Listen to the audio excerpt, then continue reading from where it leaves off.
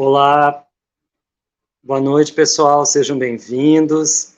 Eu sou o Afonso, nós estamos aqui fazendo a pré-estreia do Nunca Mais, o filme, né, baseado numa peça que eu escrevi, e nós vamos começar vendo o teaser do filme, tá? Então eu vou compartilhar com vocês o teaser. Muito obrigado.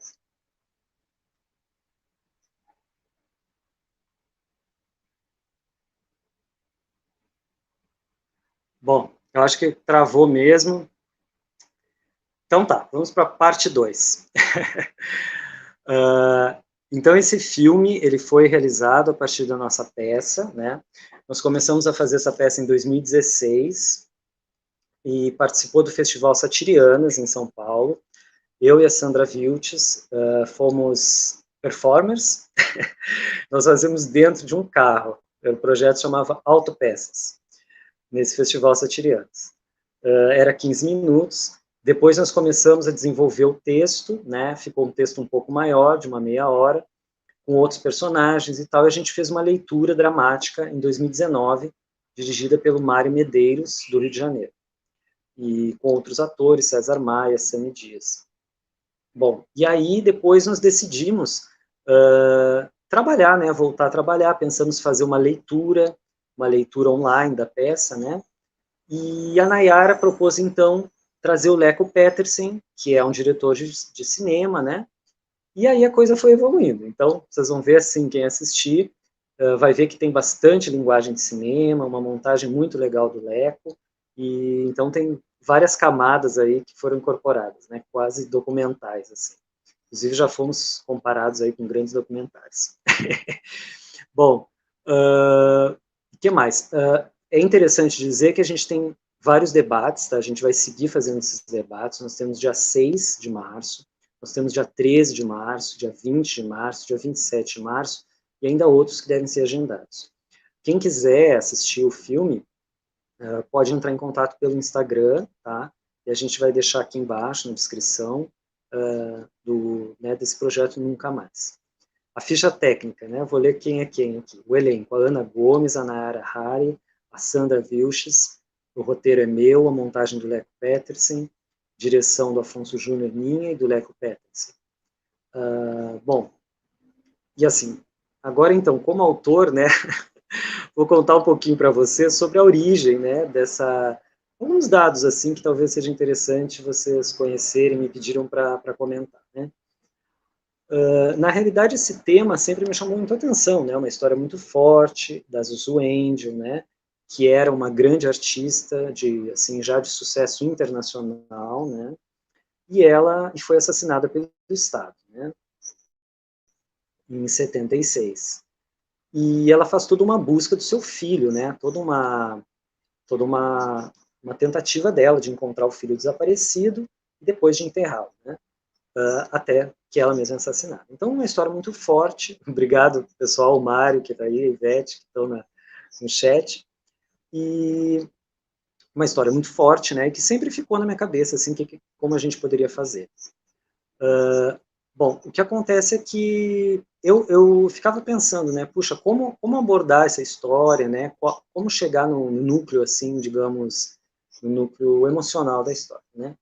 Até que um dia eu fui num debate da psicanálise, da psicologia, da psicanálise, e vi uma mãe contando, né? Então, um relato dela, que era um caso agora, atual, e o filho dela morreu, foi assassinado. E aí ela contou, né, toda a experiência dela, tudo como ela passou. E aí foi que eu, né, consegui chegar nesse ponto, assim, o que é realmente isso. Então, a peça fala de alucinação, né, uma coisa assim. Aí depois, quando nós apresentamos no projeto Autopeças veio um menino, até por acaso era um ator da Malhação, que um dia era eu que fazia, outro dia era a Sandra, né? Um momento era eu, outro momento era a Sandra. E no meu dia veio esse menino, 19 anos, e ele ficou absolutamente chocado. Parecia que ele não conseguia entender, né? O contexto, sabe? É como se assim, meu Deus, isso aconteceu no Brasil, sabe? O que é isso? O que está acontecendo? E daí eu percebi, assim, que há uma geração que tem que ter todo o contexto, né, para conseguir entender o que realmente foi a ditadura. E, e aí, então, a peça ganha outras vozes, né, até vozes de jornais, vozes de editoriais da época, assim, e vozes também de militares, né, como que eles defenderam isso, eles diziam, né. E, na verdade, eu vejo muito como um processo de pesquisa, meu também, né, e nosso, de ir descobrindo sempre alguma coisa, né. E, então, por exemplo, a Hildegard Angel, que esteve no primeiro debate, ela comenta que a questão do desaparecido é assim, né, é uma coisa que nunca se fecha, né, então amanhã alguém descobre uma coisa, e aí ela descobre com o irmão dela, sabe, aconteceu tal coisa. Não é uma coisa acabada, é uma coisa assim que sempre há uma novidade e as coisas vão se fechando. E a Ana Gomes está aqui no chat, não sei porque ela não pôde entrar. Bom, e de qualquer forma, né, gente, assim, então, sabe essa sensação de que você está numa busca, numa investigação, e nada está concluído, né, é um processo mesmo. Eu acho que a peça representa também um pouco isso, né, essa questão fragmentada, que é uma questão que o Brecht já trabalhou, de gerar imagens no público, né, o Brecht já trabalhou muito com linguagem de cinema, e ao mesmo tempo temos essa questão enfim, de que as coisas vão se construindo, né, enquanto a gente vai investigando. Daqui a ano. Bom, pessoal, então, agora nós vamos fazer o seguinte, chegou o professor Pancho também, então agora, essa é o que eu queria comentar um pouquinho, né, e queria dedicar também a minha avó, tá, que é a grande janguista Maria Escolástica Gasso Borges, que sempre me falou muito bem, né, do Jango, e falou mal dos gorilas que estavam sempre, né, prontos a tirar o Jango do ar. E Ana, muta o teu, por favor, Ana. Muta o teu microfone, Ana. Bom, enfim, queria dedicar a minha avó e também a meu avô, que foi um militar janguista, né? Então ele, uma pessoa que, né, teve que ter muito tato e para não ser levado aí nessa onda, né? Tantos militares foram punidos. Então agradeço. Vamos ver se a Ana consegue falar um pouquinho. Ana, tá dando bastante chiado o teu som, mas vamos ver se você. Ana, desculpa, Ana. Ana, desculpa. Eu acho que nós vamos ter que deixar para a próxima, porque o pessoal está falando aqui no chat que o teu som está muito baixo e chiado, tá? Desculpa, eu acho que nós vamos ter que... Obrigado, viu? Desculpa. Ok. Então, vamos agora. Professor Pancho já chegou. Professor Pancho, nosso convidado. Ele é do Uruguai. Muchas gracias, professor, por venir. ¿Todo bien? ¿Cómo estás?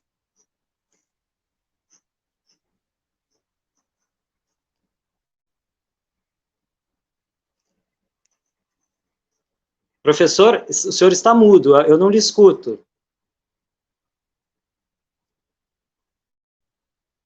Agora sim.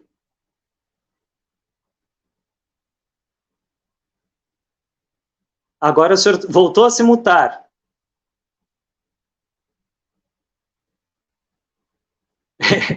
Opa, acho que ele caiu. Tem que abrir a câmera dele.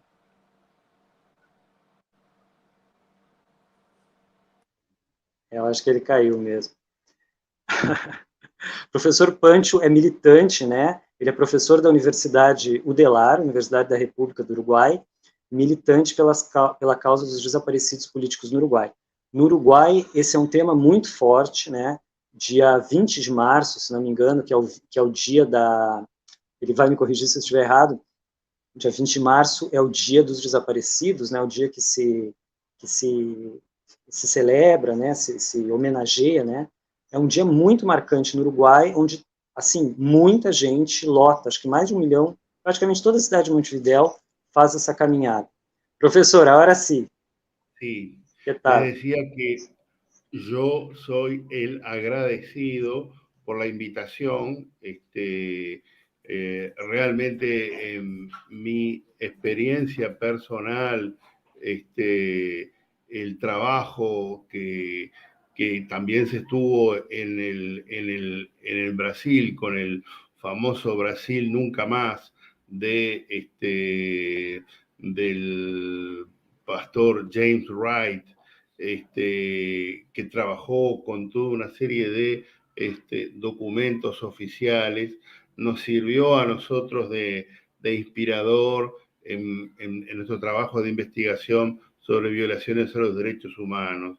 Y obviamente la preocupación que ustedes tienen muy clara de que todas estas cosas que lamentamos en el pasado pueden volverse a repetir si no estamos conscientes, si no tenemos una conciencia despierta, acordada, y que eso se dio en lo que se le dio de llamar el Plan Cóndor. Entonces, los problemas no son ni de Brasil, ni de Uruguay, ni de Argentina, ni de Paraguay, sino que son de toda América, de toda América Latina. Por eso la necesidad de cooperar de un país al otro. Muchas gracias por esta invitación y disculpen la llegada tarde.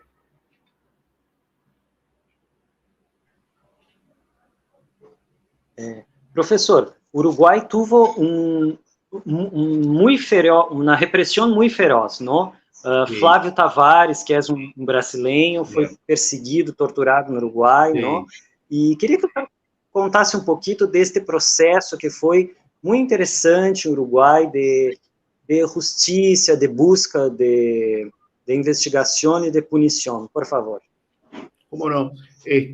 Primero hay que decir que Uruguay tuvo una represión muy fuerte, sobre todo teniendo en cuenta su población, ¿no? Hubo un tipo de represión que fue fundamentalmente la carcelaria. Fue una solución de tipo policial, en el sentido de que el control de la sociedad se hizo muy cerca de los ciudadanos, de lo que pasaba en las casas, muy cerca también, sobre todo en los lugares de la cultura y de la educación. Hubo una gran represión sobre maestros y profesores que fueron apartados de la enseñanza y también que fueron desaparecidos, muertos, etc. Ahora, no son la solución militar de los fusilamientos como en Chile o de los desaparecidos como en la Argentina, ni todo eso a gran escala, sino que fue un control, ya digo, de que los ciudadanos no podían reunirse fuera de sus casas, de que tenían que pedir permiso para hacer una fiesta en sus casas, etc. Ahora, cuando vino un gobierno civil, se produjo la liberación de los presos políticos, de todos ellos, y no hubo acuerdo entre los partidos políticos para juzgar de las violaciones a los derechos humanos, y finalmente hubo una amnistía, aunque no se le dio ese nombre, para los militares. Y eso provocó un congelamiento por muchos años, hasta que, eso se fue reanimando paulatinamente, esas marchas del 20 de mayo de que Afonso hablaba, y eso fue prosperando.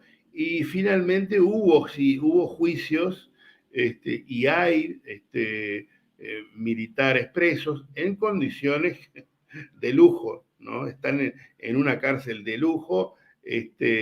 La mayor parte de ellos, que son unas 20 personas aproximadamente en este momento, tal vez menos, están en prisión domiciliaria, ¿verdad? Y siempre está la presión de los propios militares en actividad para que se los perdone en razón de que son viejitos. Y esa es la situación actual. O sea, no ha habido mayor avances en la investigación de los casos de desaparecidos, muy pocos. O sea, se encontraron restos de unos 4 personas, ¿no? En los últimos 10, 15 años. Y bueno, y esa es prácticamente la situación. O sea, hay como unos 200 personas desaparecidas, incluso algunos que en su momento eran niños, ahora son personas de 40 años, de los cuales no se sabe nada, ¿verdad? Y se han ido muriendo las madres, ¿verdad? Porque son viejas,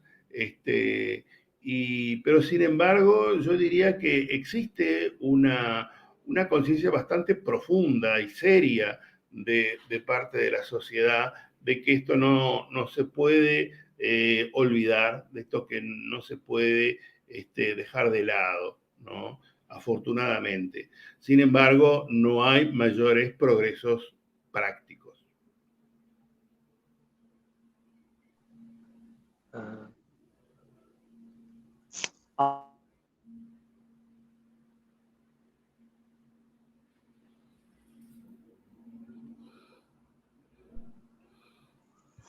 No escucho a El gobierno que hay ahora, ahora sí.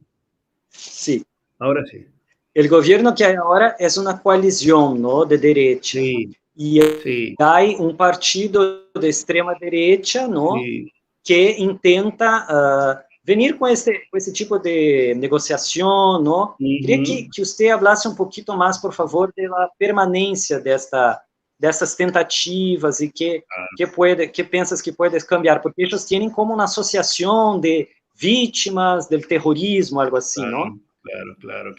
Sí, o sea, hay que tener en cuenta que hay sectores de la sociedad que tienen posturas contrarias a la verdad, a la justicia, que les parece que es todo lo mismo, y las organizaciones de derechos humanos siempre dijimos que no era lo mismo, primero, porque, por ejemplo, el caso de las personas que fueron acusadas de actos de violencia, ¿no? Por ejemplo, los que eran tupamaros, etcétera, guerrilleros.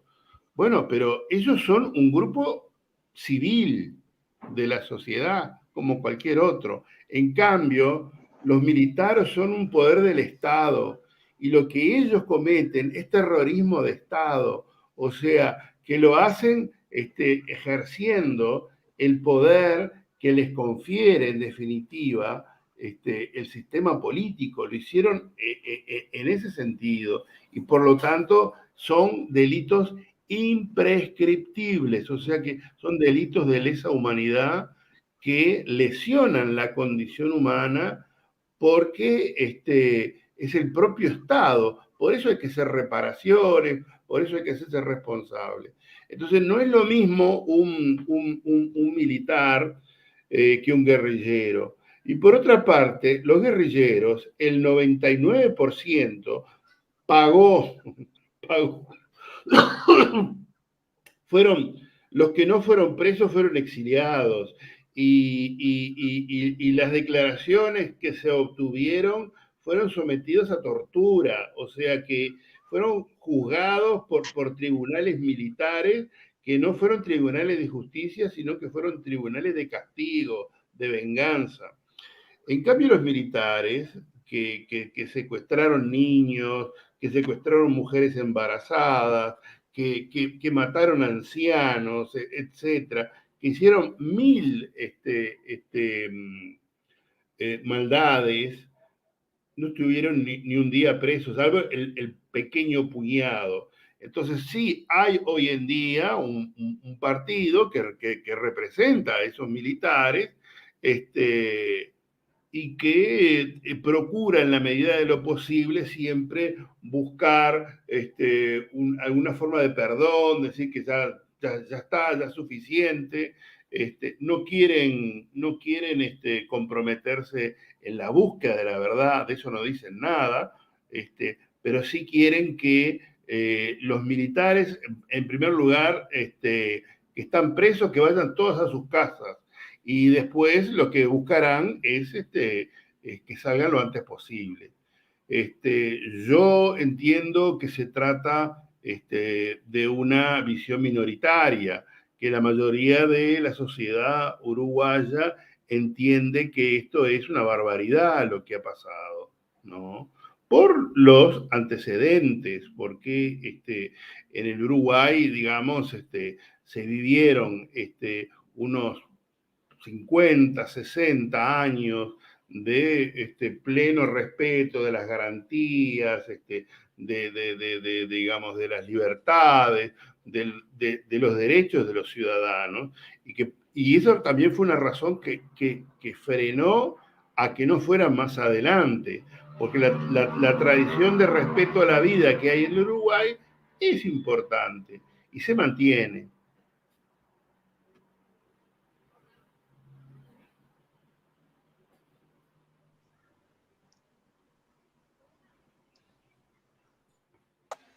Poderia hacer uma pergunta ao professor? Adelante. Professor Pancho, muito gusto conhecê-lo. Eu sou Sandra, uma das atrizes do filme, junto com a Ana Gomes e a Nayara Hari. E eu queria que... Eu sei que o senhor transita, né, na literatura, não é? Professor de literatura. Eu queria saber o que o senhor pensa sobre a arte, né, em vários âmbitos, tanto da literatura, como o cinema, como o teatro, nessa luta, né, para contribuir com essas questões, todas essas que estamos falando. Portunhol, hein? Desculpa, portunhol, mas queria saber se no Uruguai a arte também caminha por esses caminhos, né? E também, assim, os jovens, porque Afonso estava falando sobre os jovens que têm uma dificuldade muito grande de entender este período. E como são os jovens aí no Uruguai? Como estão envolvidos artisticamente, politicamente com essas questões? Enfim, graças. Sandra, você não fala português, você fala perfeito castelhano. No, yo trato de hablar un castellano claro, porque si me meto en el portuñol voy a hacer más errores que otras. Más errores de que voy a dar errado y no dar cierto. Mas entiendo perfectamente si me hablan en portugués, perfecto, ¿no? Yo creo que lo importante es conocer la realidad. Hay un intelectual italiano que a mí me gusta mucho, que se llama Antonio Gramsci, que dijo que la verità es siempre revolucionaria, la verdad siempre es revolucionaria, ¿verdad? Por negra que sea, hay que partir de la realidad si la queremos alumbrar, si la queremos aclarar. No equivocarnos en eso. Yo creo que hay de las dos cosas, ¿no? Que hay jóvenes que siguen comprometidos y hay otros que no. En ese sentido, es el cambio histórico.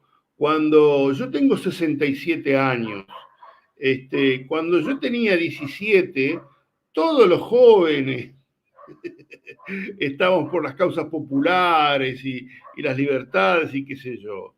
Ahora no, ahora está más mezclado, pero cuando yo tenía 17 años no había ningún viejo que estuviera de acuerdo con las causas populares, ¿no? O sea, la cosa cambia. Y por eso el trabajo educativo es necesario hacerlo permanente, ¿no? Porque no hay que pensar que uno tiene la verdad y entonces se puede sentar que eso va a continuar siempre. No.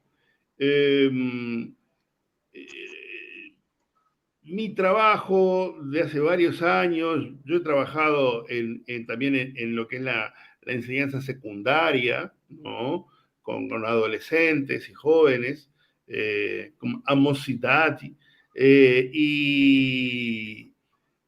y he trabajado con respecto a la conciencia de los derechos humanos, en un sentido amplio, todo tipo de derechos humanos, no solamente los derechos a la vida y a la libertad y a la integridad personal. Pero, y también he trabajado, obviamente, ahora que estoy concentrado en la universidad.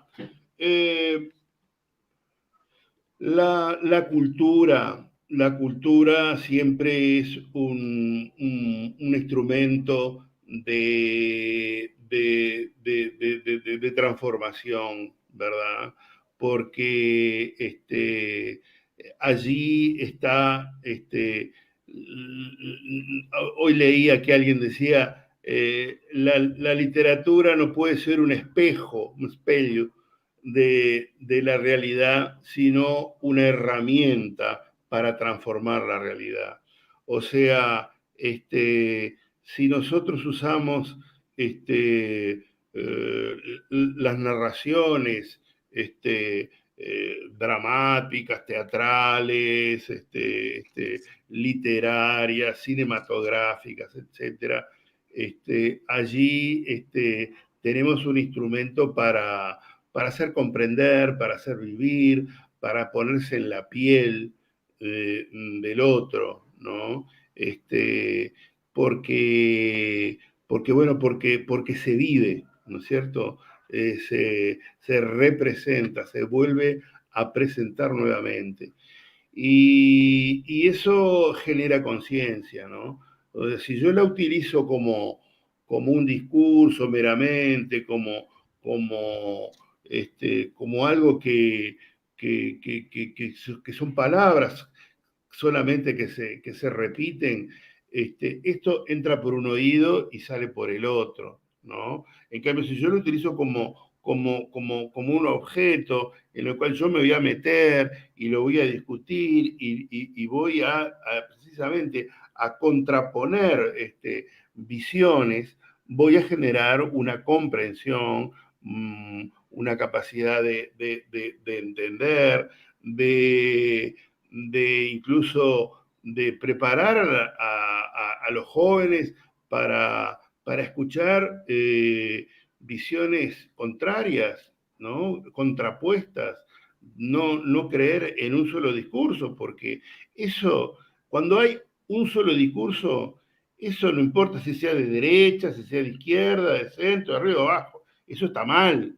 La realidad siempre admite la postura inquieta de quien piensa de una forma y el que piensa del otro, y de la interacción, ¿verdad? Saldrán las posiciones que hagan avanzar a una nueva discusión.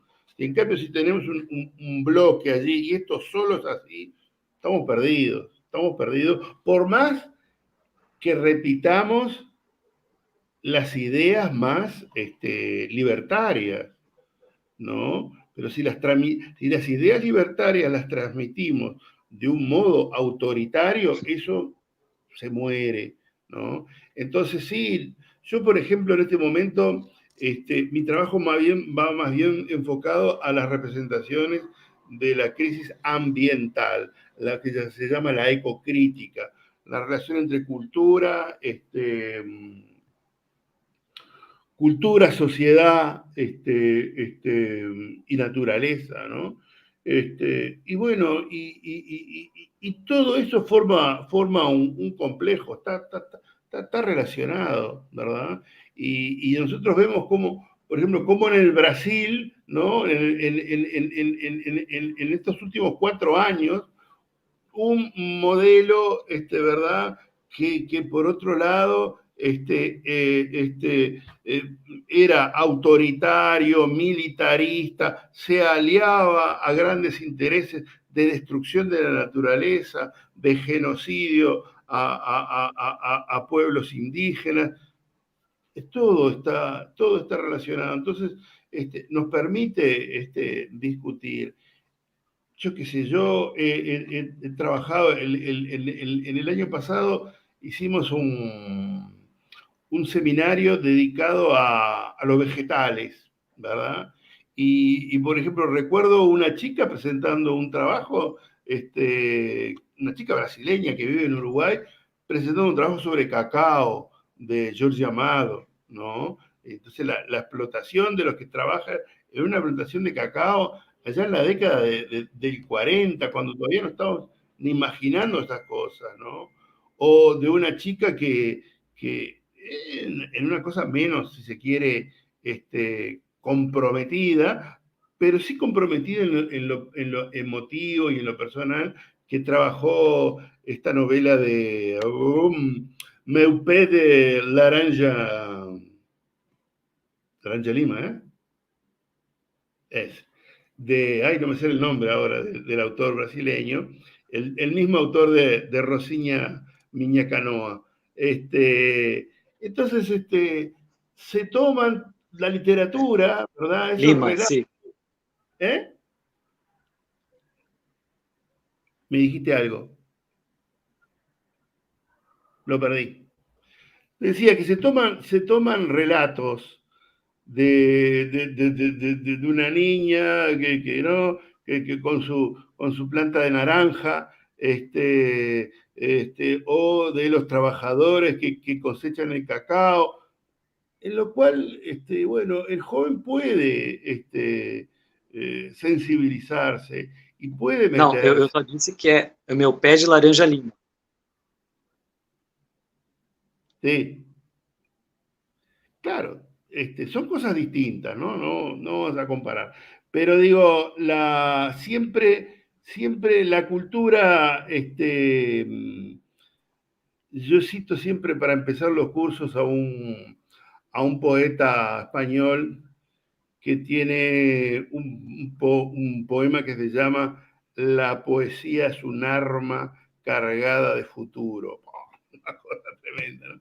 Y él dice, maldigo la poesía concebida como un lujo neutral por los que se lavan las manos y se evaden, por los que no toman partido. Bueno, es muy difícil no encontrar una buena obra narrativa, teatral, cinematográfica, literaria, en que no esté el conflicto y donde no haya que tomar partido hasta mancharse en el conflicto.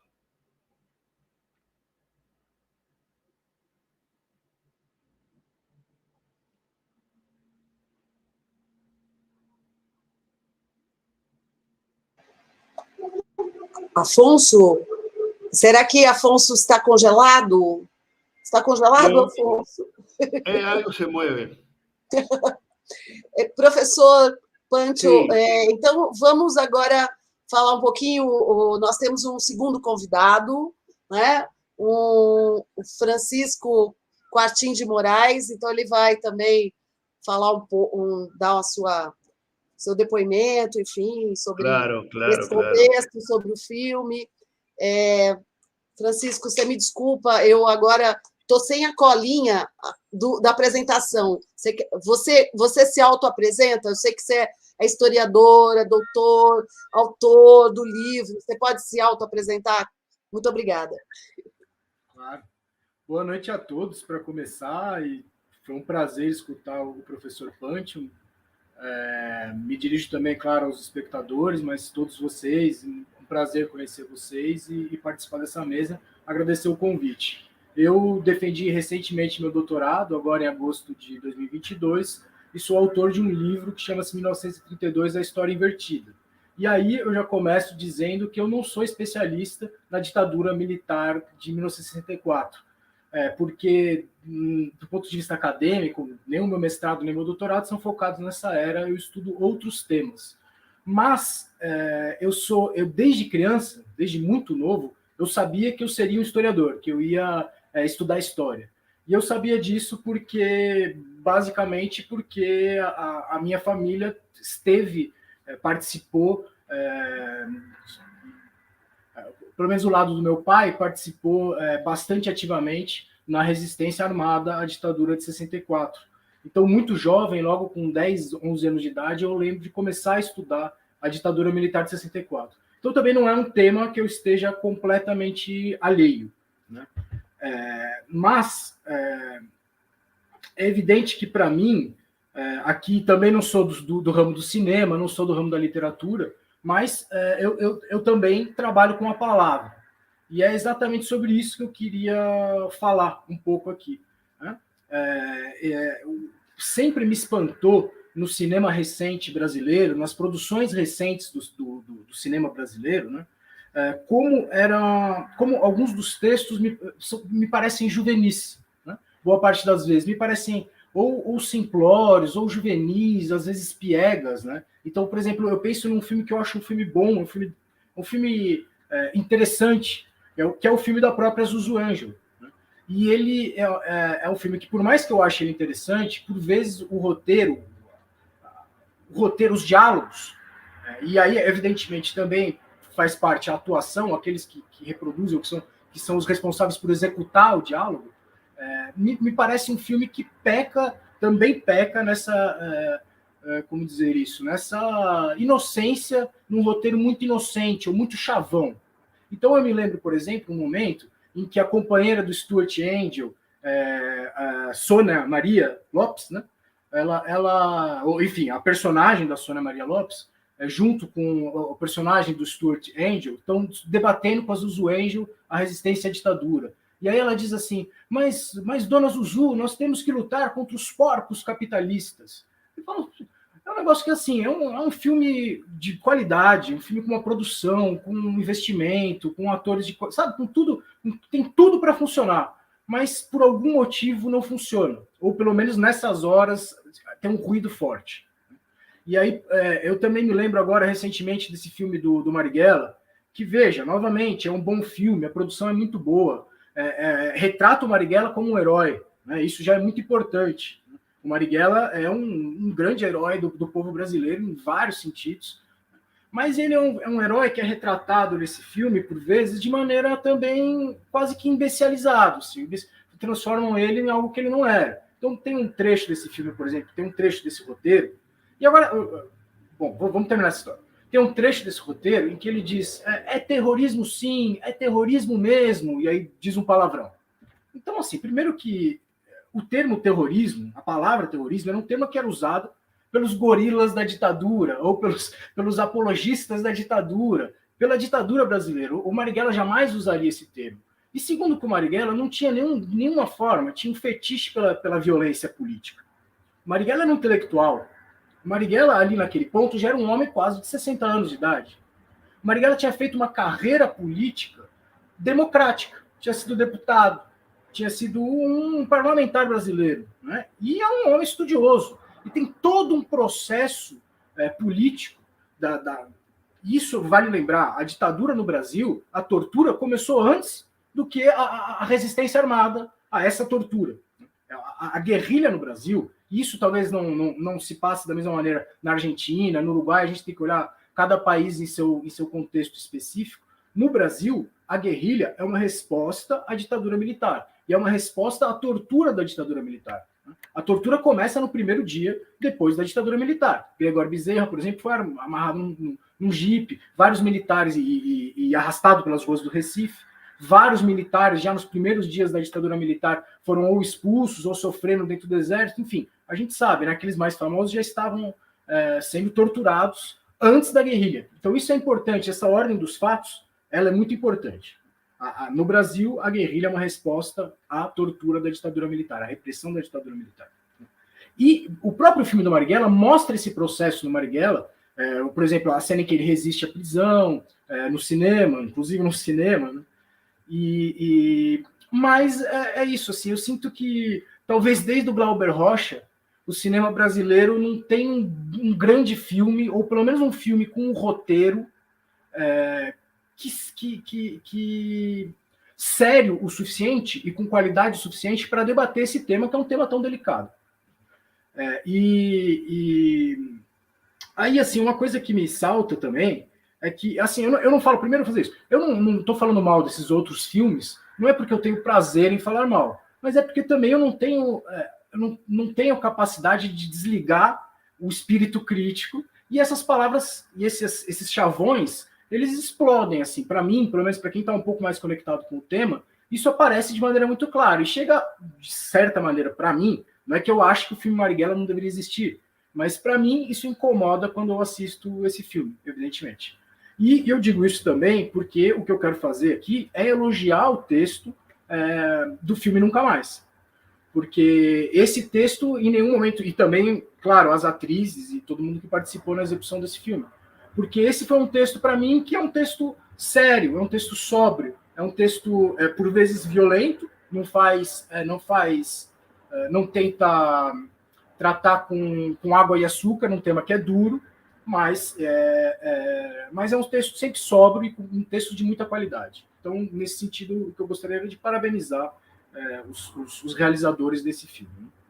E outras coisas que, para mim, assim, eu sempre, na minha vida pessoal, quando eu fui fazer o mestrado, eu fiz um mestrado sobre o tema de 1932, e ele aconteceu, a defesa do meu mestrado, aconteceu em 2016, uma semana depois do impeachment da Dilma no Senado.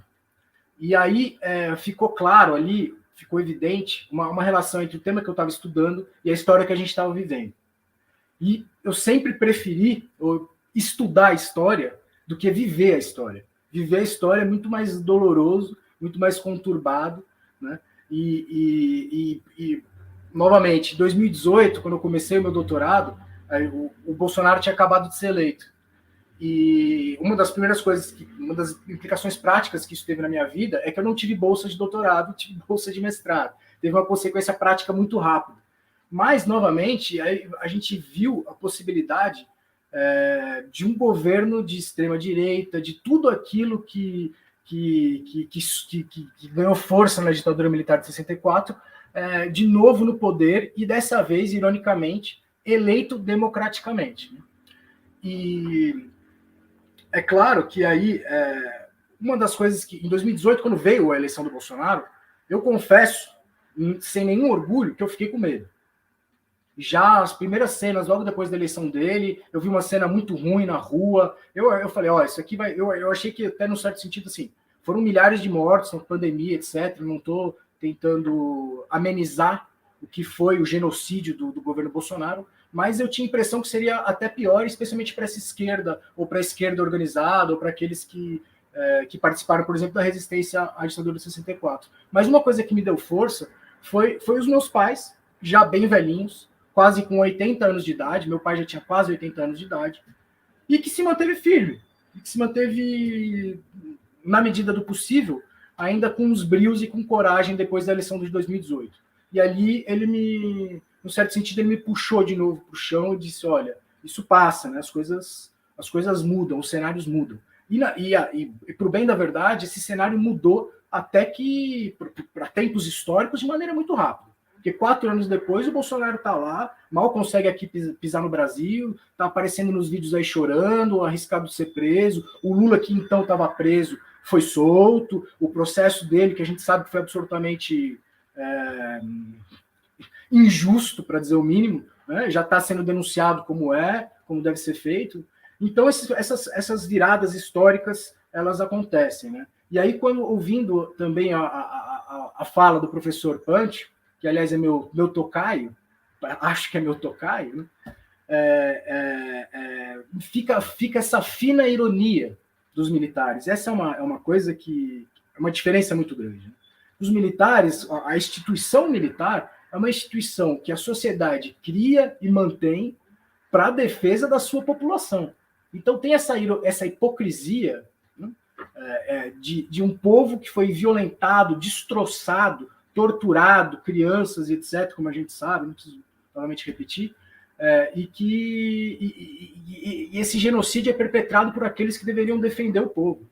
Então, aí a gente tem milhares de debates sobre os militares. Outra coisa que eu acho muito interessante no texto é que, apesar do ódio que nós temos por esses militares que promoveram o golpe de 64 e que promoveram a repressão e que promoveram a tortura, não generaliza, né? É um texto que não generaliza. Por quê?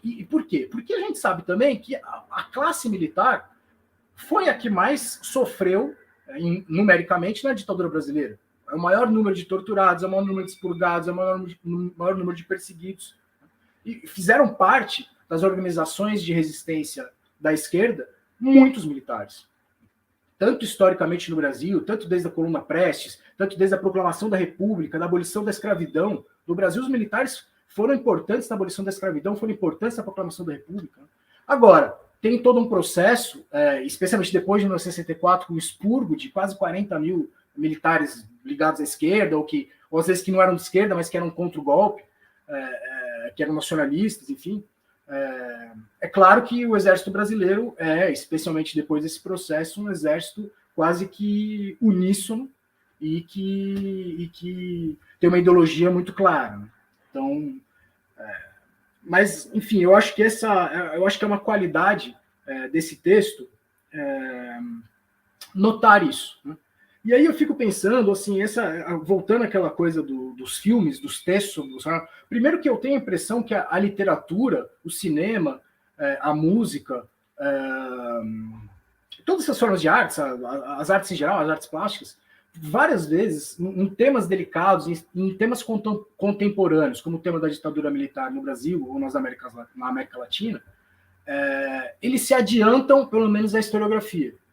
Vários debates importantes aparecem, e várias denúncias importantes, vários elementos importantes para o debate sobre a ditadura apareceram antes na literatura, antes no cinema, do que no trabalho historiográfico, do que no trabalho dos intelectuais que estavam debatendo aqueles momentos, né? Pense, por exemplo, sei lá, no livro No Quarupi, do Antônio Calado, né?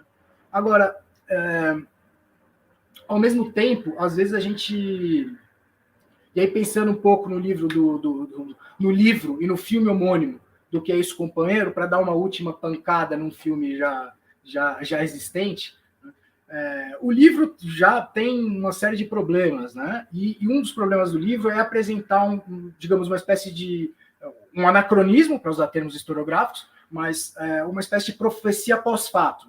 O Gabeira, no livro, ele se posiciona como um cara que já durante aquele processo da ditadura, da luta armada, já crítico do processo da luta armada, sabendo que tudo ia dar errado, mas que estava participando ali, enfim. O filme foi produzido pela Rede Globo, eleva isso à potência de 1000.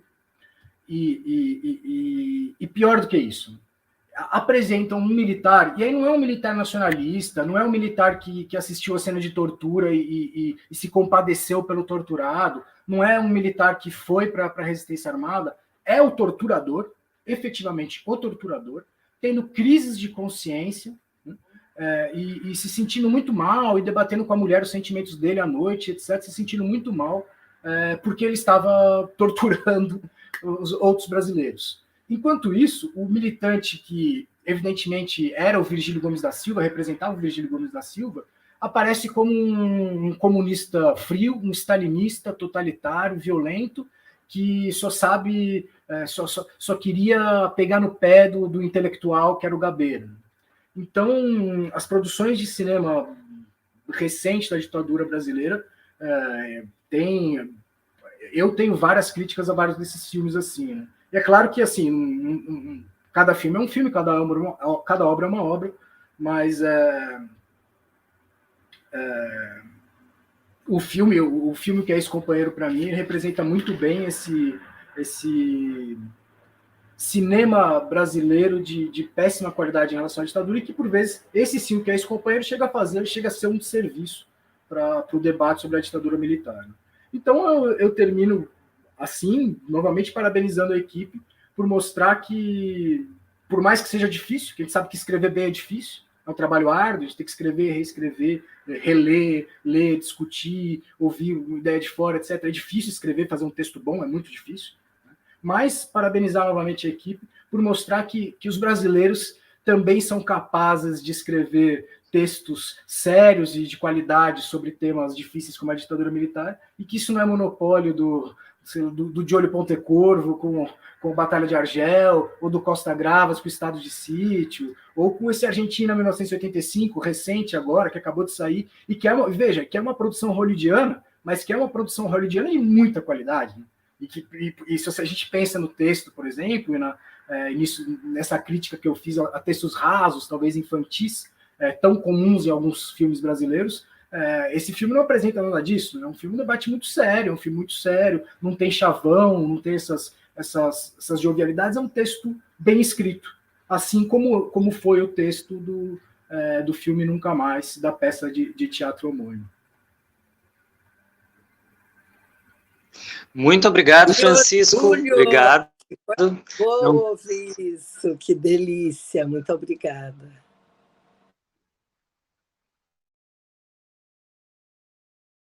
Muito obrigado.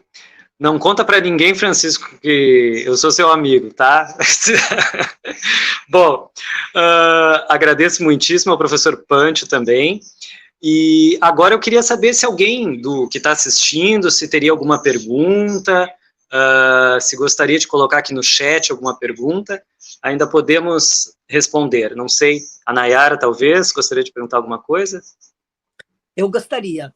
Eu gostaria de falar com o professor Francisco, sobre o livro dele, esse A História Invertida. Eu tenho uma passagem da minha vida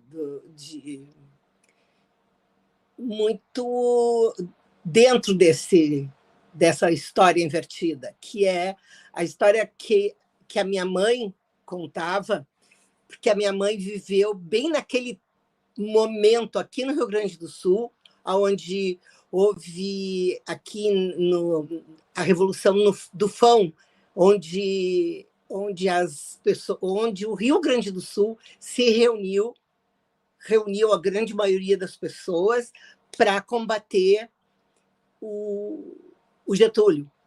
E aqui eles se reuniram justamente na cidade que a minha mãe nasceu e que toda a nossa descendência é de lá, né? Que é Fontoura Xavier, que foi ali ao lado, no Rio do Fão mesmo, onde aconteceu. E a minha mãe participou, não. A minha mãe nasceu no dia 8 de agosto de 1932. O grande conflito armado foi em setembro de 1932. Então, ela tinha um mês de vida e ela conta a história da entrada deles que o vovô colocou eles todos, a família toda, num porão fundo que tinha na casa deles, e de lá a vovó segurando ela para ela não chorar. Ela, durante 30 dias, a minha mãe não chorou, não podia chorar, porque ali tinham adolescentes, as irmãs adolescentes, todos seriam mortos, seria um horror o que aconteceria, o que poderia ter acontecido ali na nossa casa. Mesmo a família do meu avô, a família da minha avó, não tendo ido, eles foram contra a ocupação do governo. Então, eles eram os revolucionários ali dentro daquela terra, daquele momento, naquela coisa tão frágil. Então, há uma humanidade no teu livro que eu li e passei alguns textos por um diretor nosso aqui de Porto Alegre, que me dirigiu também recentemente num trabalho de Brecht, sobre Brecht e tal, mas esse assunto, 1932, é meu assunto, é teu assunto, mas é um assunto que mexe muito comigo, mexe muito com a minha família. Então, não tenho perguntas para te fazer, eu só tenho que te agradecer pelo teu olhar e pelo teu estudo a essa condição, a essa vida que as pessoas viveram aqui. Muito obrigada, professor Francisco. Eu que agradeço. Na verdade, você vê que nas passeatas de 64, tinha um cartaz de 32 mais 32 igual a 64. Agora, e cantavam-se hinos, né? Aqueles que apoiavam o golpe de 64 cantavam hinos da chamada Revolução Constitucionalista de 32. Né? E Exato. agora, uma diferença entre 32 e 64 é que 32 teve uma participação massiva, tanto em São Paulo quanto em outros estados da região, quanto no Brasil inteiro. Então, muita gente que fala sobre 32, e o meu próprio avô, meu avô e meu tio-avô foram para o front de batalha aqui em São Paulo. Tá? Mas muita gente que eu converso sobre esse tema diz: meu avô participou, meu bisavô viu não sei o quê. Então, isso mexeu com a população de uma maneira realmente massiva. Enquanto que em 64 foi mais restrito àqueles que se opuseram à ditadura de 64. E por isso tem aquele discurso que a gente ouve várias vezes de mas meu avô estava vivo em 64 e não fez nada. Bom, claro, né? Se você apoiava o regime, você ganhava louros, né? Você não ganhava tortura. Mas havia, naquela época também, talvez, uma forte vontade e havia um sonho, algo como assim, que talvez foi cortado ali em 64, quando as pessoas chegaram ali, já o sonho era outro, já tinha acabado, assim como o nosso, sabe? O nosso sonho é agora. A gente não sabe daqui um pouco como será. Mas o sonho dos jovens também, como falou o professor Pancho e a Sandra, esses jovens precisam da história, professor Francisco. Eles precisam estar atentos à história, aos cronogramas históricos, às datas, aos acontecimentos de cada período, para formar sua personalidade, dizer vou, não vou, defendo ou não defendo, mas o estudo, a estudar, olhar para dentro é o mais importante. Eu acho que a gente faz isso com esse filme, porque esse filme, Agora Nunca Mais, mexeu comigo de uma maneira muito doida.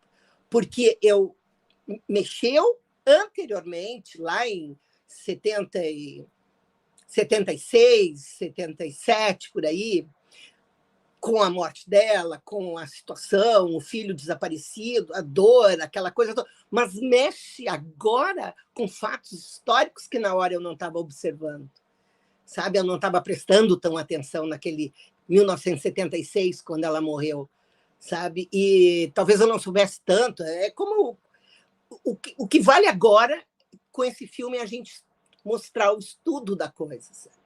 A profundidade da pesquisa do Afonso, como nós estamos, para onde vamos.